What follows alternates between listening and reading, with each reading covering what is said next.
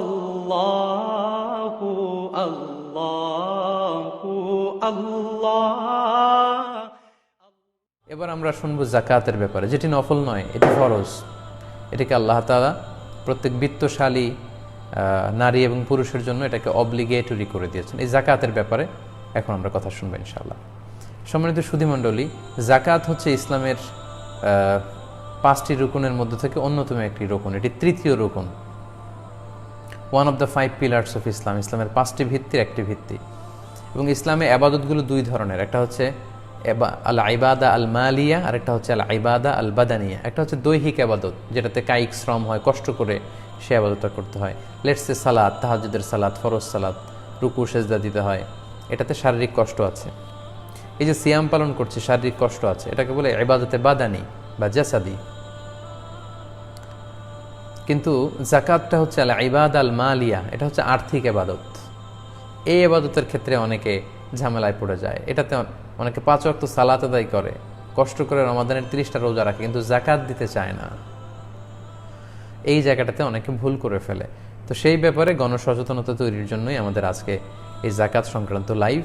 এটি হচ্ছে ইবাদতে মালিয়া, এবং এই যাকাতকে আল্লাহ তাআলা দ্বিতীয় হিজরির শাওয়াল মাসে আমাদের জন্য ফরজ করেছেন। হিজরি দ্বিতীয় সনে শাওয়াল মাসে এটাকে ফরজ করা হয়েছে। এবং এটি ইসলামের যে 5টি ভিত্তি, 5টি ভিত্তির একটি অন্যতম ভিত্তি। সম্মানিত ভাই এবং বোনেরা, ইসলামকে যদি আমরা একটা তাঁবুর সাথে তুলনা করি, তাহলে যাকাত হচ্ছে এই তাঁবুর মাঝখানের খুঁটি। কথাটা একটু খেয়াল করে বুঝতে হবে। আমি আবারও বলছি, ইসলামকে যদি আমরা একটি টেন্ট বা তাঁবুর সাথে তুলনা করি, তাহলে যাকাত হচ্ছে এই তাঁবুর মাঝখানের খুঁটি। কোনো একটা তাঁবুর চারদিকে 4টা খুঁটি দিয়ে মাঝখানের খুঁটিটি না দিলে যেমনি তাঁবুটি উঁচু হয় না, তেমনি যাকাত কেন্দ্রিক অর্থব্যবস্থা বা যাকাত ভিত্তিক অর্থব্যবস্থা যদি আমাদের মধ্যে না থাকে, মুসলমানরা প্র্যাকটিস না করে, তাহলে মুসলমানরাও সামাজিকভাবে মাথা উঁচু করে দাঁড়াতে পারে না। যাকাত যদি হয় মাঝখানের খুঁটি একটা তাঁবুর, তাহলে মাঝখানের খুঁটি না দিলে যেমনি তাঁবুটি উঁচু হয় না, তেমনি যাকাত ভিত্তিক অর্থব্যবস্থা গঠন না করলে মুসলমানরাও সামাজিকভাবে গোটা বিশ্বে মাথা উঁচু করে দাঁড়াতে পারবে না। আমাদের অনেকে যারা বিত্তশালী আছেন, সম্পদশালী আছেন, যাকাতকে একটা বার্ডেন মনে করে এটা একটা বোঝা। আসলে এটা বোঝা না, এটা সামাজিক ভারসাম্য রক্ষার জন্য আল্লাহ তাআলা ফরজ করেছেন। এটা একটা সোশ্যাল সিকিউরিটি নেট, একটা সামাজিক নিরাপত্তা বলয়। ইসলাম চায় সবার হাতে টাকা থাক, সবাই সুখে শান্তিতে থাক। কাইলা ইয়াকুনা দুলাতান বাইনাল আগনিয়া মিনকুম, সম্পদ তোমাদের মধ্যে থেকে যারা বিত্তশালী তাদের হাতে যাতে কুক্ষিগত না হয়, এজন্যই আল্লাহ তাআলা যাকাতের মতো এরকম চমৎকার বিধানটি আমাদের জন্য ফরজ করেছেন। ইসলাম এটা চায় না যে রাস্তার এক পাশে থাকবে 5 তলা, আরেক পাশে গাছতলা। এটা ইসলাম কখনো চায় না। ইসলাম চায় না যে শহরের এক পাশে 7 স্টার হোটেল থাকবে, 5 স্টার হোটেল থাকবে, 5 তারকা হোটেল, যেখানে খাদ্য, আনন্দ, এন্টারটেইনমেন্ট, সুখ, বিত্ত, বৈভবের ছড়াছড়ি, আর এই শহরেরই আরেক পাশে বস্তির ভেতরে দুমড়ে মুচড়ে কেঁদে একজন লোক অনাহারে দিন কাটাবে। এটা ইসলাম চায় না। বরং ইসলাম চায় সম্পদের তারল্য গোটা সমাজের সবার কাছে যেন পৌঁছে যায়। এজন্য ইসলাম যাকাতটাকে খুব বেশি গুরুত্ব দিয়েছে। এবং কালামুল্লাহ মাজিদে ইন্ডিভিজুয়ালি 86 বার, 86 টাইমস, 86 বার এই যাকাতের কথা আল্লাহ তাআলা উল্লেখ করেছেন। আর সালাতের সাথে মানে নামাজের সাথে যুক্ত করে 29 বার উল্লেখ করেছেন। নানাভাবে আল্লাহ তাআলা এই যাকাতের কথা বলেছেন। কোথাও আল্লাহ বলেছেন আকামাস সালাহ ওয়া আতাজ যাকাত, তারা নামাজ কায়েম করে যাকাত দেয়। কোথাও বলেছেন ইউকিমুনাস সালাতা ওয়া ইউতুনাজ যাকাত, বিশ্বাসীরা তারা সালাত কায়েম করে যাকাত দেয়। কোথাও বলেছেন আকামুস সালাতা ওয়া আতাউজ যাকাত। নানাভাবে, নানা ফর্মে আল্লাহ তাআলা এই যাকাতের কথা কিন্তু উল্লেখ করেছেন। এবং সম্মানিত দিনী ভাই এবং বোনেরা, মজার ব্যাপার হচ্ছে যাকাত কিন্তু শুধু আমাদের উপরই ফরজ নয়, আমাদের আগে যত নবী ছিল, যত উম্মত ছিল, সবার উপরে কিন্তু আল্লাহ তাআলা এই যাকাতকে ফরজ করে দিয়েছিলেন। আমরা যদি বর্তমান পৃথিবীতে অন্যান্য ধর্মের দিকে তাকাই, তাহলে দেখব হিন্দু ধর্মে তারাও কিন্তু ডোনেশনের ব্যাপারে উদ্বুদ্ধ করে। আমরা যদি বৌদ্ধ ধর্ম দেখি, বুদ্ধিস্টরাও কিন্তু চ্যারিটি করে। তার মানে বর্তমান পৃথিবীতে যত ধর্ম আছে সব ধর্মই চ্যারিটি করা, দানের ব্যাপারে উৎসাহ দিয়েছে। কিন্তু ইসলাম এক্ষেত্রে অনন্য, অসাধারণ, ইউনিক, কমপ্লিটলি ইউনিক। ইসলাম শুধু দানকে উদ্বুদ্ধই করেনি, ইসলাম শুধু দানের ব্যাপারে উৎসাহিতই করেনি, বরং ইসলাম এটাকে ফরজ করে দিয়েছে বিত্তশালীদের জন্য। যারা ধনী তাদেরকে শুধু উৎসাহিত করেনি, তাদেরকে 2.5%, তাদের সম্পদের 2.5% দান করা প্রতি বছর, এটাকে ওয়াজিব করে দিয়ে, ফরজ করে দিয়েছে, অব্লিগেটরি। তাই আমাদের মনে রাখতে হবে জাকাত কিন্তু গরিবের প্রতি করুণা নয়। যারা জাকাত দিচ্ছেন তারা গরিবদের প্রতি করুণা করছেন, দয়া দেখাচ্ছেন, বিষয়টা এমন না। এটা গরিবদের হক। আল্লাহ বলছেন ওফি আমওয়ালিহিম হাক্কুন লিসাইলি ওয়াল মাহরুম। আর বিত্তশালীদের সম্পদে, ধনীদের সম্পদে গরিবদের অধিকার রয়েছে, যেটাকে রাইটস বলে, হিউম্যান রাইটস, উইমেন রাইটস। এরকম জাকাতটা হচ্ছে, এটা হচ্ছে poor peoples right, vulnerable peoples right. সমাজে যারা সুবিধা বঞ্চিত, গরিব দুস্থ, এটা তাদের অধিকার, এটা তাদের প্রতি দয়া নয়।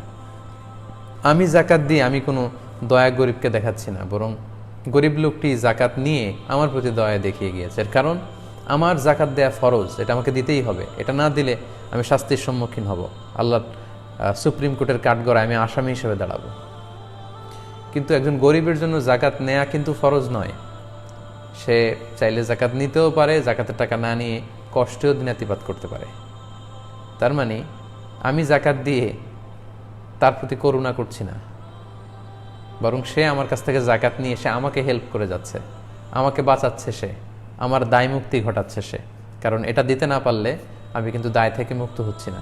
তাই আমার প্রিয় বিত্তশালী ভাই এবং বোনেরা যারা আছেন, আমরা যেন কখনো এটা মনে না করি যে জাকাত দিয়ে আমরা করুণা করছি। না, এটা অব্লিগেটরি, আমাদের ফরজ কাজটুকুন আমরা করছি।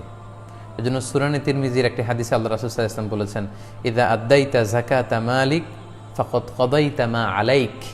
যখন তুমি জাকাত দিলে তখন তুমি করুণা করনি, বরং তোমার উপর যেটা অবধারিত ছিল তুমি সেটাই করেছ। এবং ইসলামের এই জাকাতের সিস্টেম, এটা রাষ্ট্রীয়ভাবে উত্তোলনের কথা, অর্থাৎ গভর্নমেন্ট এই জাকাতকে কালেক্ট করবে এবং যারা গরিব পুর সিটিজেন আছে তাদের মধ্যে বিতরণ করবে। সহিহ বুখারীর বর্ণনা যে তুখাযু মিন আগনিয়াইহিম ওয়া তুরাদ্দু আলা ফুকারাইহিম। It will be taken from the richer section of the society and it will be distributed to the poor people, the vulnerable people of the society.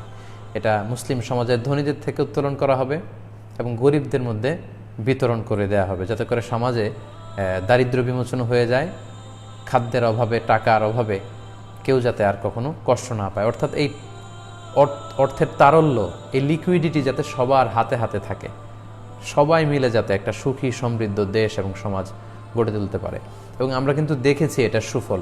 আমরা যদি ওমরে ফারুক রাদিয়াল্লাহু তাআলা আনহুর সময়কালের দিকে তাকাই, ওসমান বিন নূরাইনের সময়কালের দিকে তাকাই, আমরা পঞ্চম খলিফা ওমর ইবনে আব্দুল আজিজের সময়কালে যদি তাকাই, জাকাতের সঠিক এবং সুষ্ঠু ব্যবহারের মাধ্যমে ওনারা এমন ওয়েলফেয়ার স্টেট গঠন করেছিলেন যে জাকাতের টাকা দেওয়ার মতো লোক ছিল না। মক্কা মদিনাতে অন্যান্য গভর্নররা জাকাতের টাকা যখন পাঠাতো তখন ওনারা হিমশিম খেয়ে যেতেন যে এই জাকাতের টাকা কোথায় দিবে। মক্কায় মদিনায় এই দুইটি বড় শহরে জাকাত নেয়ার মতো একজন লোক নেই, জাকাতের টাকা রিসিভ করার মতো একজন লোক ছিল না। এবং আমাদের প্রিয় মাতৃভূমি বাংলাদেশকে আমরা অনেকে গরিব দেশ বলি বা নিম্ন আয়ের একটা দেশ বলি। আমাদের দেশেও যে পরিমাণে বিত্তশালীরা আছেন, বিজনেস ম্যাগনেটরা আছেন বা সিআইপিরা আছেন, তারা সবাই যদি সঠিক পদ্ধতিতে, ইসলামের দেখানো যে গাইডলাইন সেই পদ্ধতিতে যদি জাকাত দেওয়া হতো এবং সেন্ট্রালি গভর্নমেন্ট যদি এই জাকাত সঠিকভাবে কালেক্ট করে সঠিকভাবে ডিস্ট্রিবিউশন করতো, তাহলে বাংলাদেশে কোনো গরিব থাকতো না। আমাদের বাংলাদেশের দারিদ্র্য মোচন করে আমরা মিয়ানমারে কিছু জাকাতের টাকা পাঠাতে পারতাম, মিয়ানমারের মুসলমানদের জন্য। ইন্ডিয়ার কয়েকটা স্টেটকে আমরা দারিদ্র্যমুক্ত করতে পারতাম এই জাকাতের টাকা দিয়ে। কিন্তু সেইভাবে কিন্তু জাকাত উত্তোলন বা জাকাত ডিস্ট্রিবিউশনের যে ডায়নামিজম, সেটা কিন্তু আমরা দেখতে পাচ্ছি না। এবং কোনো ইসলামী দল যদি ক্ষমতায় যেতে পারে, তাদেরকেও আল্লাহ তাআলা 4টি মূলনীতি বা 4 দফা মূলনীতি বেঁধে দিয়েছেন। আল্লাহ তাআলা বলছেন, ওয়াল্লাযীনা ইম্মাক্কান্নাহুম ফিল আরদি আকামুস সালাতা ওয়া আতাউয যাকাতা ওয়া আমারু বিল মা'রুফি ওয়া নাহাউ আনিল মুনকার ওয়ালিল্লাহি আকিবাতুল উমুর। যারা ক্ষমতার চেয়ারে বসবে তারা 4 দফা মূলনীতি নিয়ে কাজ করে যাবে। প্রথমে তারা সালাত কায়েমের ব্যবস্থা করবে রাষ্ট্রীয়ভাবে, তারপর তারা জাকাত আদায়ের ব্যবস্থা করবে দারিদ্র্য বিমোচনের জন্য, তারপর তারা ভালো কাজের, কল্যাণমূলক কাজের, ওয়েলফেয়ার অ্যাক্টিভিটিসের ব্যাপারে তাদের জনগণকে ইন্সপায়ার করবে, এবং সবশেষে তারা অকল্যাণকর কাজ, যেটা মানুষের জন্য ক্ষতিকর, এই কাজ থেকে যাতে মানুষ বিরত থাকে সেগুলোর ব্যাপারে উদ্বুদ্ধ করবে। তো এভাবে ইসলাম কিন্তু আমাদেরকে জাকাতের ব্যাপারে গুরুত্ব আরোপ করেছেন। পাশাপাশি কোরআনের বিভিন্ন জায়গায় আমরা যখন বিশ্বাসীদের গুণাবলীর কথা পড়ি, যে বিশ্বাসীদের গুণাবলী কেমন, সেখানে কিন্তু আল্লাহ তাআলা বিভিন্ন জায়গায় বলেছেন যে ওয়াল্লাযীনা হুম লিয-যাকাতি ফাঈলুন। সূরা মুমিনুনে বিশ্বাসীদের যে গুণাবলী পাওয়া যায়, সেখানে আল্লাহ বলছেন বিশ্বাসীরা তারা তাদের উপর যখন জাকাত ফরজ হয় তারা এই জাকাতকে তারা আদায় করে, এই জাকাত প্রদানে তারা গরিমসি করে না। তাই সম্মানিত দিনী ভাই এবং বোনেরা, আল্লাহ তাআলা আমাদের যাদেরকে তার বিশেষ নেয়ামতে বিত্তশালী বানিয়েছে, সম্পদশালী বানিয়েছে, সলভেন্ট বানিয়েছে, আমরা যেন আমাদের এই ফরজ জাকাতটুকু অত্যন্ত গুরুত্বের সাথে আদায় করি। এ পর্যায়ে আমরা জানব যাদের উপরে আল্লাহ তাআলা জাকাত ফরজ করেছেন, জাকাত ফরজ হওয়ার পরেও যারা এই জাকাত আদায় করেনি তাদের ব্যাপারে ইসলাম কি বলে, তাদের ব্যাপারে কোনো শাস্তির ঘোষণা আছে কিনা সে ব্যাপারে আমরা শুনব। আমরা যদি পবিত্র কালামুল্লাহ মাজিদের আয়াতগুলো এবং আল্লাহ রাসূল সাল্লাল্লাহু আলাইহি ওয়াসাল্লামের প্রফিটিক যে হাদিসগুলো, ট্র্যাডিশনগুলোর দিকে তাকাই, তাহলে দেখব যে জাকাত ফরজ হওয়ার পরেও যারা জাকাত আদায় করতে চাইবে না বা জাকাত আদায় করবে না তাদের ব্যাপারে কঠিন হুঁশিয়ারি ঘোষণা করা হয়েছে এবং ভয়ঙ্কর শাস্তির ঘোষণা দেওয়া হয়েছে। সূরা তাওবার 34 নম্বর আয়াতে আল্লাহ তাআলা এই ব্যাপারে জাকাত যারা আদায় করবে না তাদের শাস্তির ব্যাপারে সুস্পষ্ট ঘোষণা দিয়েছেন। আল্লাহ বলছেন ওয়াল্লাযীনা ইয়াকনিজুনা আয-যাহাবা ওয়াল ফিদ্দাতা ওয়ালা ইউনফিকুনাহা ফি সাবিলিল্লাহি ফাবাশশিরহুম বিআযাবিন আলীম। নবী হে, যারা স্বর্ণ, রৌপ্য, টাকা পয়সা, ব্যাংক ব্যালেন্স এগুলোকে গচ্ছিত করে রাখে, জাকাত ফরজ হওয়ার পরেও জাকাত দেয় না, তাদেরকে আপনি কঠিন আযাবের, কঠিন শাস্তির সুসংবাদ দিন। শাস্তির আসলে সুসংবাদ হয় না, শাস্তির হয় দুঃসংবাদ। কিন্তু এখানে সুসংবাদ বলে আল্লাহ তাআলা শাস্তিটা যে খুব ভয়ঙ্কর হবে এবং যারা আদায় করলো না তারা যে অনেক বড় পাপ কাজ করলো, এই বিষয়টা বোঝানোর জন্য বললেন তাদেরকে সুসংবাদ দেন যে এমন কঠিন শাস্তি দেয়া হবে যেটা তারা কল্পনাও করতে পারবে না। ইয়াউমা ইউহমা আলাইহা ফি নারি জাহান্নাম ফাতুকুয়া বিহা জিবাহুহুম ওয়া জুনুবুহুম ওয়া যুহুরুহুম হাযা মা কানাসতুম লিআনফুসিকুম ফাযুকু মা কুনতুম তাকনিজুন। তারপরের আয়াতেই সূরা তাওবার 35 নম্বর আয়াতে আল্লাহ বললেন সেদিন যে সম্পদগুলো তারা জমিয়ে রেখেছিল এগুলোকে আগুনে পোড়ানো হবে, আগুনে পুড়িয়ে এগুলো দিয়ে যারা জাকাত দেয়নি তাদের কপালে দগ্ধ করা হবে, তাদের পাজরে দুই পাশে দগ্ধ করা হবে, তাদের পিঠে ছেঁকা দেওয়া হবে। এই সম্পদগুলোকে বিশাল লোহার খুন্তি বানিয়ে কপালে, পাজরে, পিঠে তাদেরকে ছেঁকা দেওয়া হবে। আর তাদেরকে বলা হবে হাযা মা কানাসতুম লিআনফুসিকুম, এই তো তোমাদের সম্পদগুলো যেগুলো তোমরা নিজেদের জন্য গচ্ছিত রেখেছিলে। ফাযুকু মা কুনতুম তাকনিজুন, এখন যেগুলো জমা করে রেখেছিলে এগুলো স্বাদ, যেহেতু খাওয়ার জন্যই তোমরা রেখেছিলে, আজকে এগুলো স্বাদ তোমরা খাও, এগুলো তোমরা ভক্ষণ করো। এভাবে ভয়ঙ্কর শাস্তি কিন্তু যারা জাকাত দেয়নি তাদেরকে দেওয়া হবে।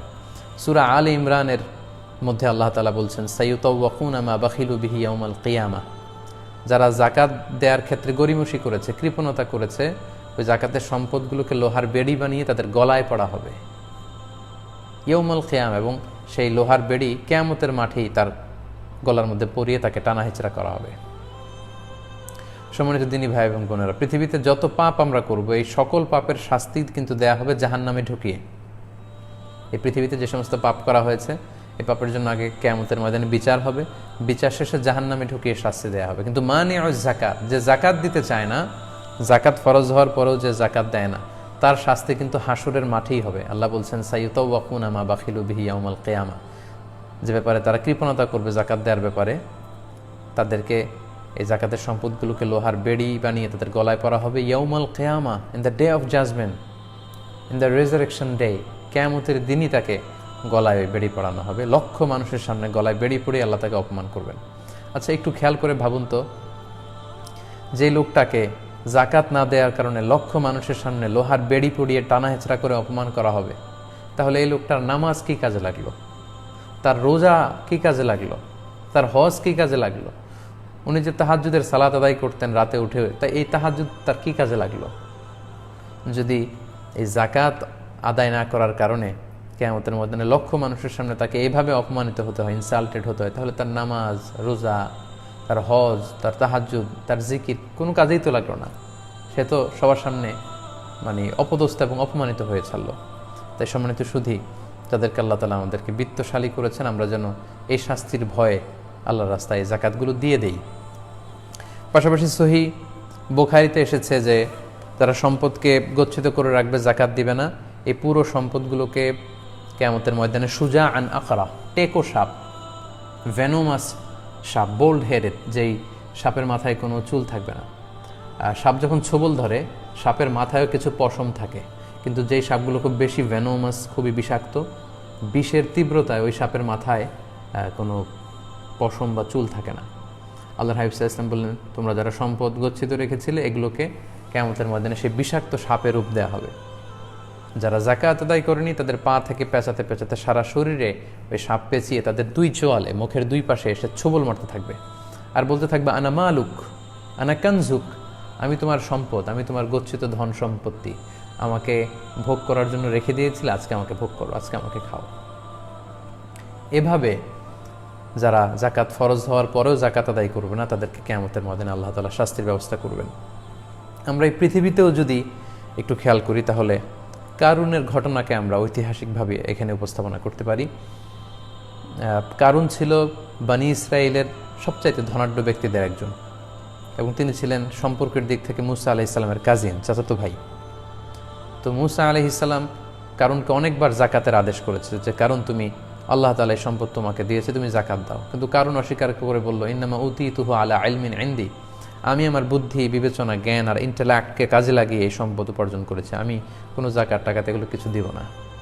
মুসা আলাইহিস সালাম বারবার রিমাইন্ডার দেওয়ার পরেও যখন সে শুনেনি, তখন মুসা আলাইহিস সালাম কারণকে বলল, তাহলে তুমি আল্লাহর পক্ষ থেকে আযাবের অপেক্ষায় থাকো। ঠিকই আল্লাহ তাআলা আযাব পাঠালেন। আল্লাহ বললেন, ফাখাসাফনা বিহি ওয়া বিদারিহিল আরদ, সূরা কাসাস আজও সাক্ষী। আল্লাহ বলছেন, ফাখাসাফনা বিহি ওয়া বিদারিহিল আরদ ওয়া মা কানা লাহু মিন ফিআতি ইয়ানসুরুনাহু মিন দুনিল্লাহ ওয়া মা কানা মিনাল মুনতাসিরিন, আমি কারুনকে তার সমুদয় সম্পদ সহ জামিনে দাবিয়ে দিলাম। এবং সহিহ বুখারীতে এসেছে যে কারুন তার সব সম্পদ সহ প্রতিদিন 1 বিঘত করে আন্ডারগ্রাউন্ডে যেতেই থাকবে up to the day of judgment, কিয়ামত পর্যন্ত সে নিচের দিকে যেতেই থাকবে। এবং আমি স্বচক্ষে এই কারণের এই ধ্বংসাবশেষ, এই জায়গায়, ভয়ঙ্কর জায়গায়, এই লোকেশন আমি দেখে এসেছি। মিশরের রাজধানী কায়রো থেকে প্রায় 100 মাইল দূরে আল ফাইয়ুম নামে একটি জেলা আছে মিশরের, সে জেলাতে কিন্তু কারণের এই ধ্বংসাবশেষ গোটা বিশ্বের যত ধনী ব্যক্তিরা আছে, বিত্তশালী যারা জাকাত আদায় করছে না, তাদের জন্য ইতিহাসের সাক্ষী হয়ে কিন্তু ঠায় দাঁড়িয়ে আছে ওই জায়গায়। তাই এগুলো যদি আমরা খেয়াল করি তাহলে দেখব যে কতটা ভয়ঙ্কর শাস্তির ঘোষণা আল্লাহ তাআলা দুনিয়াতেও তো কারণের শাস্তির মাধ্যমে আমাদেরকে চাক্ষুষ দেখালেন, পাশাপাশি আখিরাতে এই ভয়ঙ্কর শাস্তিগুলো কিন্তু আল্লাহ তাআলা আমাদের জন্য জমা রেখেছেন। সম্মানিত সুধী, আলোচনা করতে করতে আমরা একেবারে শেষ পর্যায়ে চলে এসেছি। আমি বলেছিলাম যে আজকে আমরা 5টি বিষয় নিয়ে কথা বলবো। আমরা জাকাত আদায় না করলে কি শাস্তি, সেটিও জেনে ফেললাম। এ পর্যায়ে আমরা জানার চেষ্টা করব জাকাত আদায়ের খাতসমূহ। আমরা যে জাকাত, আমাদের ফরজ হলে আমরা যে জাকাত আদায় করব, আমরা চাইলে যে কাউকে এবং যে কোনো খাতে কিন্তু আমরা এই জাকাতের টাকা দিতে পারি না। জাকাত প্রদানের বা বন্টনের সুস্পষ্ট, সুনির্ধারিত, কোরআন কর্তৃক সুনির্ধারিত কিছু খাত রয়েছে, এবং এই খাতগুলোর সংখ্যা হচ্ছে 8টি। আমরা এখন জাকাত আদায়ের এই খাতের ব্যাপারে শুনব। সূরাতুত তাওবার 60 নম্বর আয়াতে আল্লাহ খুব সুস্পষ্টভাবে জাকাত আদায়ের খাতগুলো বর্ণনা করেছেন। আল্লাহ বলছেন, ইন্নামা সাদাকাতু লিল ফুকারাই ওয়াল মাসাকিনি ওয়াল আমিলিনা আলাইহা ওয়াল মুআল্লাফাতি কুলুবুহুম ওয়া ফির রিকাবি ওয়াল গারিমিনা ওয়া ফি সাবিলিল্লাহি ওয়া ইবনিস সাবিল ফরিদাতাম মিনাল্লাহ ওয়াল্লাহু আলিমুন হাকিম। আল্লাহ তাআলা বলছেন যে জাকাত সবাইকে দেয়া যাবে না, জাকাত 8টি খাতে দেয়া যাবে কেবলমাত্র। সে 8টি খাতের প্রথম খাতটি কি? প্রথম খাত হচ্ছে ইন্নামা সাদাকাতু লিল ফুকারা, জাকাত ফকিরদেরকে দেয়া যাবে 1 নম্বর। 2 নম্বর হচ্ছে ওয়াল মাসাকিন, মিসকিনদেরকে দেয়া যাবে। ফকির এবং মিসকিন এরাই হচ্ছে জাকাত দেওয়ার প্রাইমারি খাত, এরাই মূলত বেশি হকদার, ফকির এবং মিসকিন, এদেরকে জাকাত দিতে হবে। এখন ফকির এবং মিসকিন কারা? ইমাম আল আযম আবু হানিফার মতে, ইমাম আযম আবু হানিফা রাহিমাহুল্লাহ, ওনার মতে ফকির হচ্ছে মান লাহু শাই, যার সামান্য কিছু আছে কিন্তু এতে তার চলে না, তারা হচ্ছে ফকির।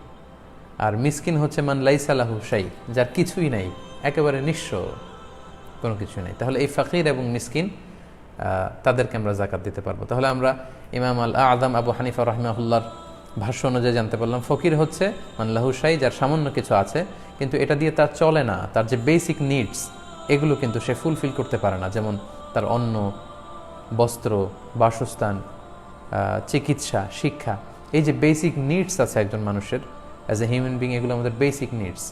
তো ফকির হচ্ছে যার সামান্য কিছু আছে কিন্তু তার খাবারের টাকা পুরোপুরি হয় না, তার থাকার মতো ভালো কোনো ঘর নেই, তার চিকিৎসার জন্য টাকা নেই, তার গায়ে দেওয়ার মতো ভালো জামা নেই, কিংবা তার ছেলে মেয়ে পড়াশোনা করবে সেজন্য তার পর্যাপ্ত টাকা পয়সা নেই, এই জাতীয় লোক তারা হচ্ছে ফকির। সামান্য কিছু আছে কিন্তু তার চলে না, তাদেরকে আমরা জাকাত দিতে পারবো। 2 নম্বর হচ্ছে মিসকিন, যার কিছুই নেই, একেবারে নিঃস্ব। রাস্তায় আমরা দেখি ভব ঘুরে মানুষের কাছে চেয়ে বেড়ায়, ঘর নেই, বাড়ি নেই, কিচ্ছু নেই, ছন্ন ছাড়া, সুবিধাবঞ্চিত মানুষ, পথ শিশু, এরা হচ্ছে মিসকিন, এদেরকে আমরা দিতে পারবো। 3 নম্বর হচ্ছে ওয়াল আমিলিন আলাইহা।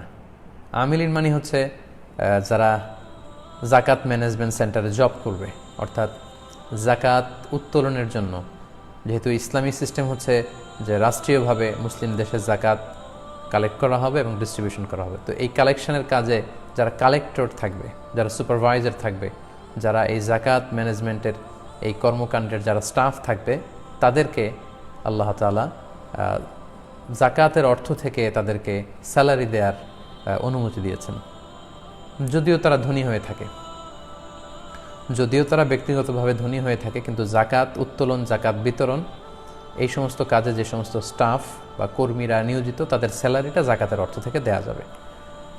4 নম্বর হচ্ছে ওয়াল মুআল্লাফাতু কুলুবুহুম, বিধর্মী, নন মুসলিম যারা, তাদের চিত্ত আকর্ষণের জন্য, ইসলামের প্রতি তাদের মন একটু ঝুঁকে যাবে, তাদের চিত্ত আকর্ষণের জন্য বা ইসলামের প্রতি তাদের হৃদয়ে ভালোবাসা জাগবে, এজন্য জাকাতের অর্থ থেকে তাদেরকে দেয়া যাবে। তো এই মুআল্লাফাতু কুলুবুহুম, এই বিধানটা আসলে, এই হুকুমটা এখন আর বলবৎ নেই, কারণ এটা আল্লাহ রাসূল সাল্লাল্লাহু আলাইহি ওয়াসাল্লামের সময়কালের জন্য ছিল। তখন মুসলমানদের কিছুটা দুর্দশাগ্রস্ত সময় ছিল, তাই অমুসলিমদের মধ্য থেকে কাউকে যদি জাকাতের টাকা দিয়ে ইসলামের প্রতি আকৃষ্ট করা যায়, এজন্য আল্লাহ তাআলা এই বিধানটি দিয়েছেন। কিন্তু পরবর্তীতে যখন ইসলামকে আল্লাহ তাআলা সম্মানিত করেছেন, আযাল্লাহু তাআলা বিনিআমাতিহি আল ইসলাম, তখন কিন্তু এই বিধানটি আর বলবৎ নেই। তাই মেজরিটি স্কলারদের মতে, জুমহুরুল ফুকাহাদের মতে, মুআল্লাফাতু কুলুবুহুম এই বিধানটি আর এখন বলবৎ নেই। কোনো নন মুসলিমকে সাধারণত জাকাতের টাকা দেওয়া যায় না। মেজরিটি ফুকাহাদের এটাই মতামত যে জাকাতের টাকা অমুসলিমদেরকে দেওয়া যাবে না। সেক্ষেত্রে আপনি অমুসলিমদেরকে নর্মাল চ্যারিটি করতে পারেন, নর্মাল ডোনেশন, আপনার যে নফল দান, নফল সাদাকা, এমনি দান, এগুলো থেকে আপনি অমুসলিমদেরকে অবশ্যই দান করবেন, কিন্তু জাকাতের টাকা এটা অমুসলিমদেরকে দেওয়া যায় না, কারণ হাদিসে এসেছে তুখযু মিন আগনিয়াইহিম ওয়া তুরাদ্দু আলা ফুকারাইহিম, এটা মুসলমানদের ধনীদের থেকে এটাকে উত্তোলন করতে হয় এবং মুসলমানদের মধ্যে থেকে যারা গরিব তাদের মধ্যে, এটা অমুসলিমদেরকে দেওয়া যায় না। 5 নম্বর হচ্ছে অফির রেকাব। রেকাব মানে দাস মুক্তির কারণে, একজন দাসকে মুক্ত করবার জন্য আপনি জাকাতের টাকা দিয়ে তাকে হেল্প করতে পারেন। তো সেক্ষেত্রে এই বিধানটি কিন্তু এখন নেই বা এখন প্রচলনে নেই, দাস মুক্তির বিষয়টি। এটি আল্লাহ রাসূল সাল্লাল্লাহু আলাইহি ওয়াসাল্লামের সময়কালে ছিল, সাহাবাদের সময় ছিল, এখন এটির প্রচলন নেই। আবার যখন ইমাম মাহদী আলাইহি রাহমা উনি যখন আসবেন, ঈসা আলাইহিস সালাম যখন আসবেন, আবার সেই যুদ্ধ বিগ্রহের সময়কালে আবার সেই দাসের প্রথাটি আসবে।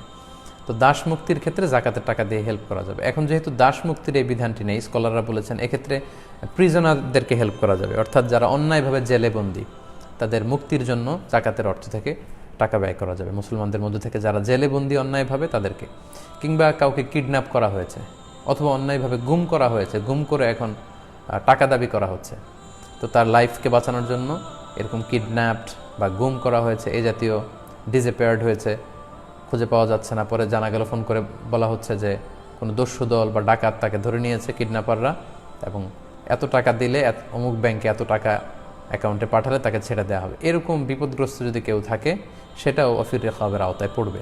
আমরা এই জাতীয় ভিকটিমদেরকেও জাকাতের টাকা দিয়ে হেল্প করতে পারি। এরপর হচ্ছে অফিস সাবিলিল্লাহ।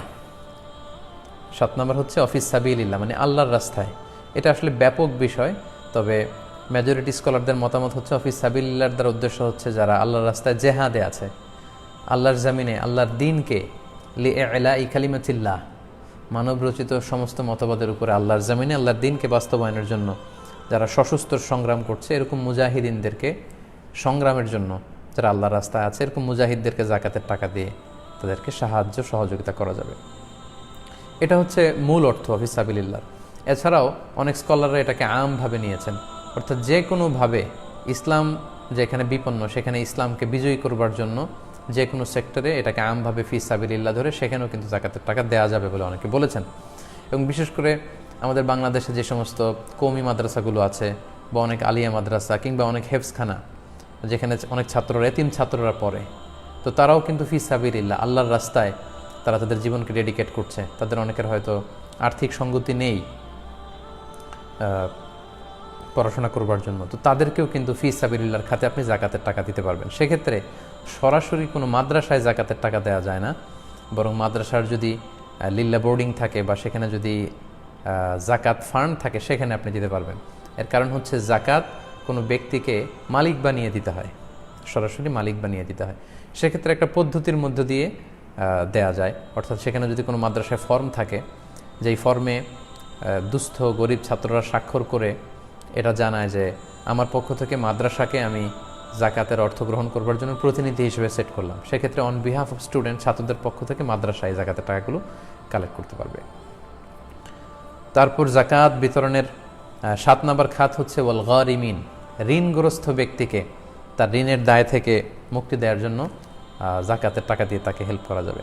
তবে সেক্ষেত্রে কথা হচ্ছে যারা বেসিক নিডস, নিজের জীবন বাঁচানোর জন্য, জীবন ধারণের জন্য আমাদের যে বেসিক নিডগুলো আছে, আমাদের যে মৌলিক অধিকার, এগুলো রক্ষার জন্য যারা ঋণ করেছে, এগুলোর জন্য যারা ঋণ করে ঋণে জর্জরিত তাদেরকে জাকাতের টাকা দিয়ে আমরা হেল্প করতে পারবো। এক্ষেত্রে বিলাসিতাময় জীবনযাপনের জন্য যারা অনেক দামি গাড়ি কিনেছে, অনেক দামি বাড়ি কিনেছে এবং সেগুলোর কারণে সে ঋণগ্রস্ত, এই সমস্ত লোকদের জন্য নয়, বা ব্যাংকে যাদের 1000 কোটি টাকা ঋণ, এই সমস্ত লোকের জন্য নয়। সাধারণত বেসিক নিডগুলোকে ফুলফিল করার জন্য যারা ঋণ করে ফেলেছে এবং এই ঋণের দায় বয়ে বেড়াচ্ছে, ঋণে জর্জরিত, তাদেরকে কিন্তু আমরা জাকাতের টাকা দিয়ে সহযোগিতা করতে পারি। সর্বশেষ হচ্ছে ইবনুস সাবিল, মানে হচ্ছে পথিক বা মুসাফির। সফরে এসে কোনো লোক যদি নিঃস্ব হয়ে যায় তখন জাকাতের টাকা দিয়ে তাকে হেল্প করা যাবে। তার বাড়িতে পৌঁছার জন্য তার যতটুকু টাকা প্রয়োজন সেই টাকা দিয়ে আমরা তাকে হেল্প করতে পারবো। তার নিজ এলাকায় যদিও সে ধনী হয়ে থাকে, ব্যক্তিগতভাবে সে ধনী বা নিজ এলাকায় তার অনেক টাকা পয়সা, কিন্তু সফরে এমন এক জায়গায় এসেছে সেখানে সে নিঃস্ব, টাকা পয়সা নেই, এই লোককে হেল্প করার জন্য আমরা জাকাতের টাকা দিয়ে সহযোগিতা করতে পারি। তো এই যুগে সাধারণত এটা খুব বেশি প্রয়োজন হয় না, কারণ এখন ক্রেডিট কার্ডের ব্যবস্থা আছে, বিকাশের ব্যবস্থা আছে, ফোনের ব্যবস্থা আছে, হয়তো যোগাযোগ করে সামহাও কেউ টাকা ম্যানেজ করতে পারবে। কিন্তু যদি ম্যানেজ করতে না পারে তাহলে মুসাফির অবস্থায় কেউ যদি নিঃস্ব হয়ে যায়, যদিও সে ধনী হয়ে থাকে কিন্তু সফরের মাঝখানে বা ভিন দেশে বা ভিন্ন এলাকায় সে যদি বিপদে পড়ে যায়, এই সমস্ত মুসাফির লোককেও কিন্তু আমরা জাকাতের অর্থ থেকে সহযোগিতা করতে পারি। সম্মানিত দিনী ভাই এবং বোনেরা, আশা করি কোন কোন খাতে, কোন 8টি খাতে জাকাতের অর্থ ব্যয় করা যাবে এ ব্যাপারে আপনারা সম্যক একটি ধারণা পেয়েছেন।